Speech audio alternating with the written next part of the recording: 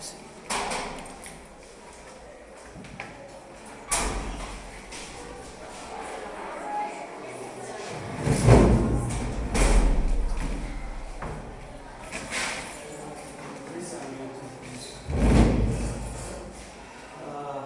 presents, most welcome to attend the second seminar for this year. And for the second seminar, we are going to be with literature. And with the topic that you are going to watch it on the board, let us see Dr. Rahat and with his own topic. And I hope that you are going to enjoy it. Thank you very much. Thank you for being here. This is actually a paper I have written in collaboration with Professor Saleh, and it was presented in the 10th International Conference for Language and English Language and Literary Studies in the University of Montenegro, in Montenegro. As you can see, the topic is Antigone on the African stage. For those of you who is not familiar with Antigone, Antigone is a play by the Greek dramatist Sophocles. I think you are already acquainted with it because for the students I have taught them Oedipus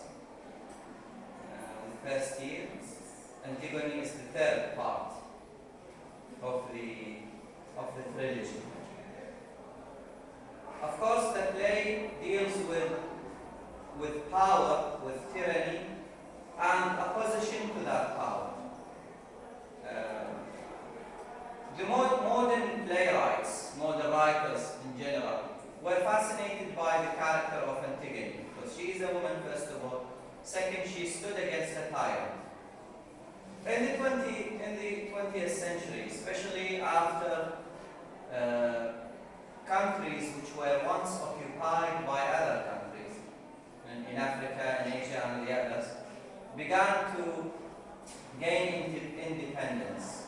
Playwrights found that this play is of interest to their own purposes, because they were fighting tyranny, they were fighting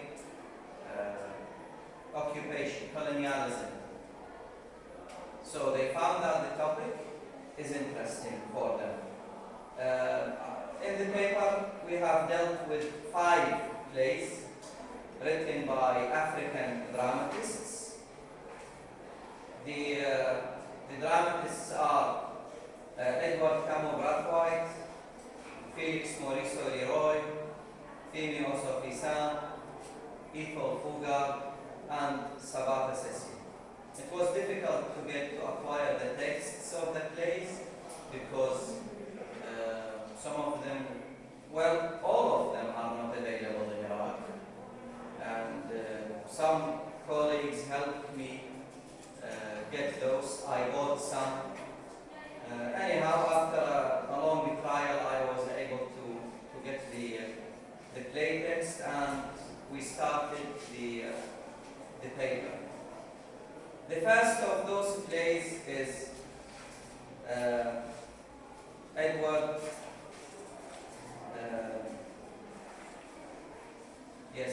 Edward Camo Brathwaite's Odali's Choice. The play is a rewriting of Sophocles' Antigone. Antigone's name is changed into Odali, but Creon keeps his name. His name is kept. The same plot is reserved. Her 2 brothers, Antigone's 2 brothers, fight each other. One is supporting his uncle, and the other wants to be the ruler of the city. But the action all takes place in Africa. The significance of changing the place, changing some of the names, gives the writer the space to use a classical text, a classic, to comment on a recent event. The play was first performed in Ghana in 1952, I believe. in 1962. That time, African leaders were starting to become tyrants. So the play is very significant because Antigone or Odali is actually facing a tyrant. So Which year, please? Which year? 1962. So after the independence of Ghana. Of course, Brathwaite is not Ghanaian, he is from the West Indies. But he went to Ghana and he worked there for a long period of time. And he wrote this play there. So it gives him the space to comment on the state of affairs in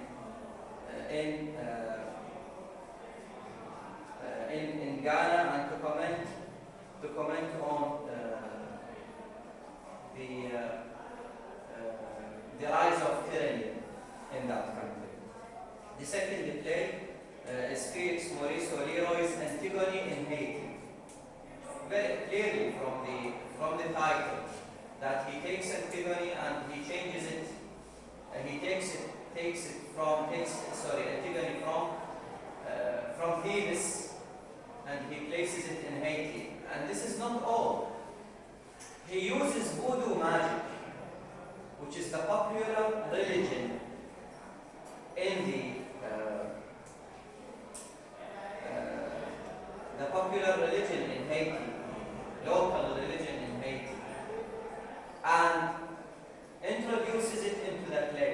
So we don't see Greek gods, we don't see Nemesis, we don't see Apollo.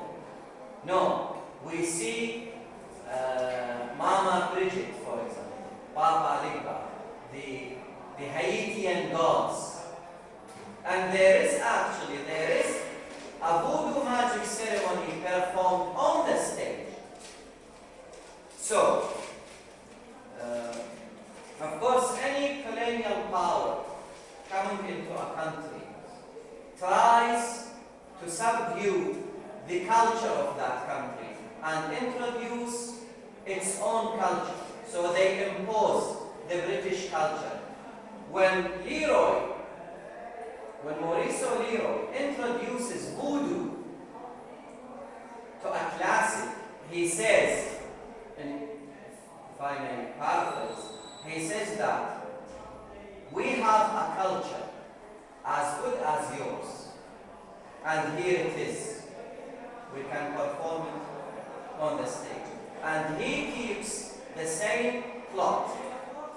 The same plot of Antigone is kept. The same background, the civil war, which leads to the death of both brothers. One is buried because he supports the tyrannical uncle. The other is left unburied. The sister defies her uncle, her king, and buries her brother, and in the consequence, she loses her life.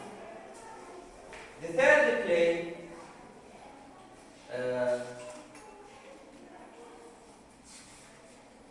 is Ethel Fugard's The Island.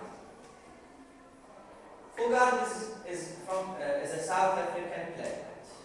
He wrote this play when the apartheid, meaning apartness, the separation of the blacks from the whites, was at its peak.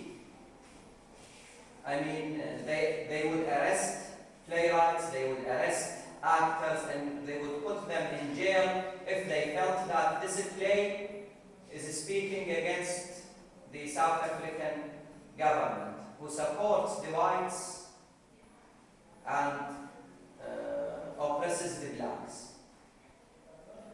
It uses Antigone as a play within a play.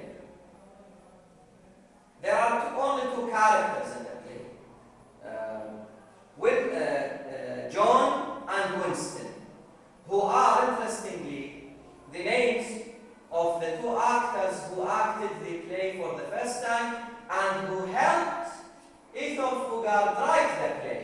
So they give their names to the play. Of course, Ethel Fugard is white. John Canning and Winston Shona are both black.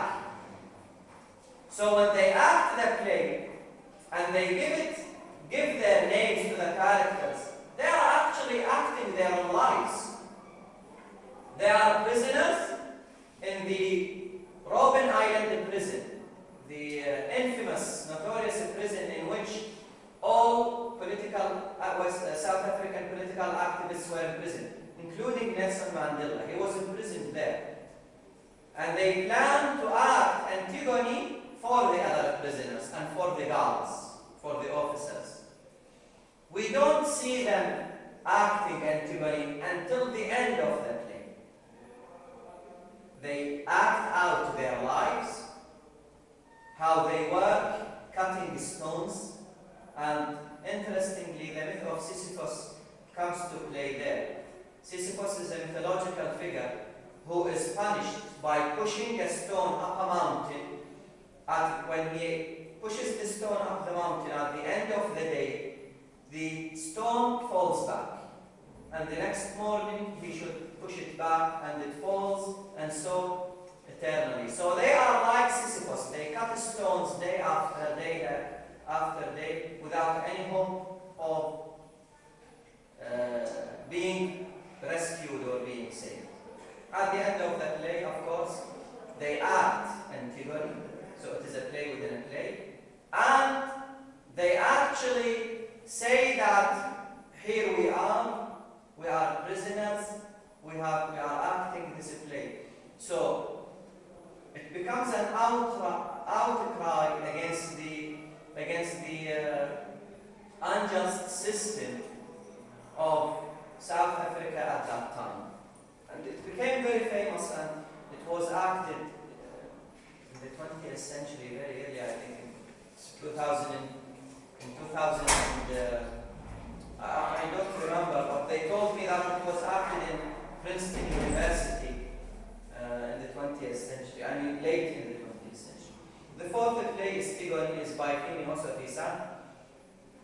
It was performed in 1994. The title is Antigone, an African Antigone. It is not the African Antigone, it is an African Antigone, meaning that there is more than one Antigone in Africa. This is only one of them.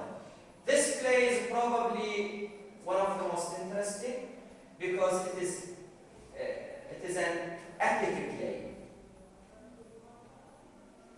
We see actors discussing their roles. We see actors objecting to their roles. For example, the soldiers say, we don't want to act as soldiers. We need something more interesting. So they play the chorus in Antigone, for example. Still, we see an African goddess brought on the stage in a boat. We see Antigone coming from the past, saying on the stage, I am Antigone, I have come from the past, I want to participate in your play. It's very interesting. It uses Brecht's alienation effect to make the audience think about what is happening. Femi Osafi-San, interestingly, wrote this play on his way from Nigeria to the United States when he was exiled from his country because he was opposing the political system. So it was a very sharp.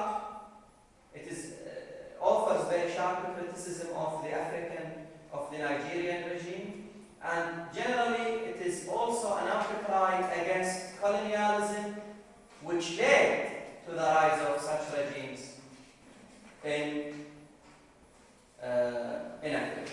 The last play, which is Giants by Sabata Sessu, written in 2000 and performed in 2001, deals with the play. It takes up the same plot, but it adds to it a lot of violence. We see a lot of violence on the stage, torture. Antigone is tortured on the stage, and we see the scenes of torture. I believe that it is part of the general temperament of the 20th century, in which we see, of course, of the last few decades, the last 2 decades of the 20th century, in which we witnessed the rise of many terrorist groups and many horrible terrorist actions. I think he might be influenced by the theater, the British theater in the 1990s, especially the In Your Face theater. Probably the plays of Edward Bond, both Edward Bond and the In Your Face theater showed, dramatized acts of violence on the stage.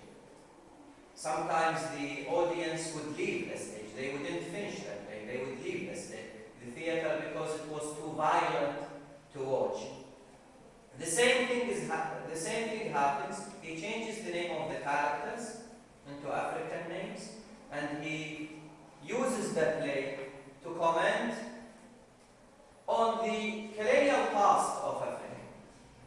Now Africa is independent, but it is still plagued with civil wars, with strife, with tyrannical regime. Those plays are very, very interesting. They show great mastery on part of the playwrights who use the classic to express recent and very pressing issues regarding their countries, regarding colonialism, post-colonialism, and killing. Thank you very much. Thanks a lot, Victor, for the effort that you exerted just to present your topic. Now the floor is yours, just to raise any point, any comments on what is presented.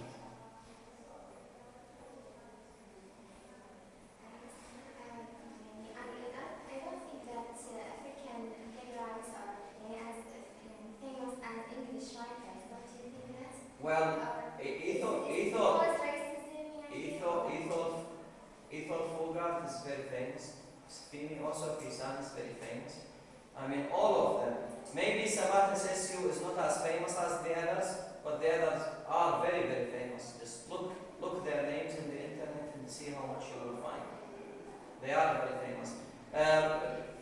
Probably in the first half of the 20th century, maybe they were not famous. But after their countries became independent, so they began. And there is interest in the literature which is written in countries other than in countries where English is not the language, or countries which were once occupied and then gained independence, because especially by Western scholars, they are very interested in that. They want to see how those people are handling the language, how are they expressing themes related to their countries. Yes. Yes. Yes. Sorry?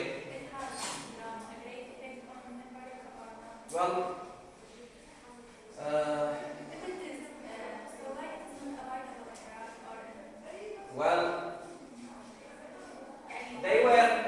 Well, it's not really a matter of.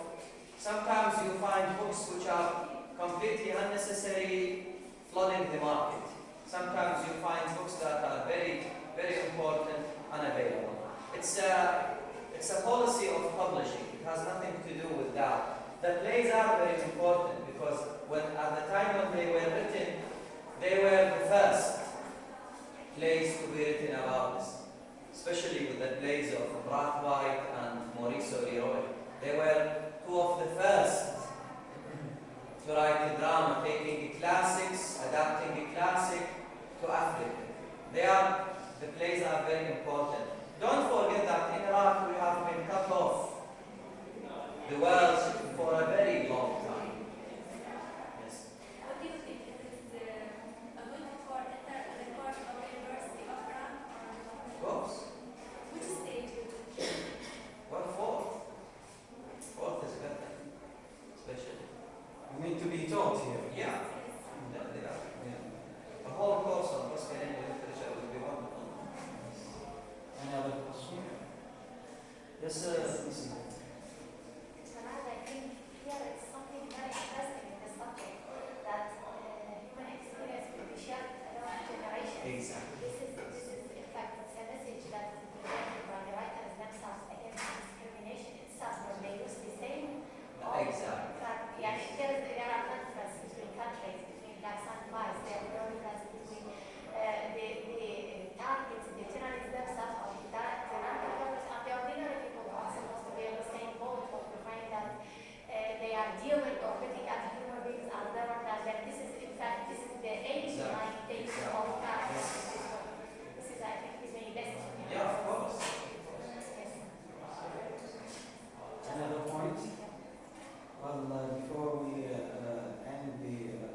seminar, I may ask something if you don't mind. When we talk about now African literature or even things that are related to Africa, you see now there is some sort of, let me say, intended ignorance of it. Just to talk about Africa. Africa is humiliated, by the way. You know the word humiliated? It means that they are not just to be considered as human beings. They are not considered just to be human beings. And if you consider even things that are related to Africa, things that are related to, societies and even the idea of freedom, by the way. And even when we talk about discrimination, black and white, you see now? So here, it is our role when we are talking about, let me say, African literature, just to represent the works that are written by black. Just to say that they are what? They are having full right just to represent their own ideas. This is one. And second, it is something effective, by the way. When we talk about what is happening in the USA, now the black are taking their rights. And you see now, the president of the USA is from the black. You see now? You can't imagine things that are or that were happening in the USA, the discrimination between white and black. But you see, day by day, they are proving their rights. So I don't know whether when we are going to consider these works, I'm with you just what? To be taught. You see now? Yeah. But you see, yeah. It is difficult, yeah. It's not an, yeah. You have to convince a lot of people that these are necessary.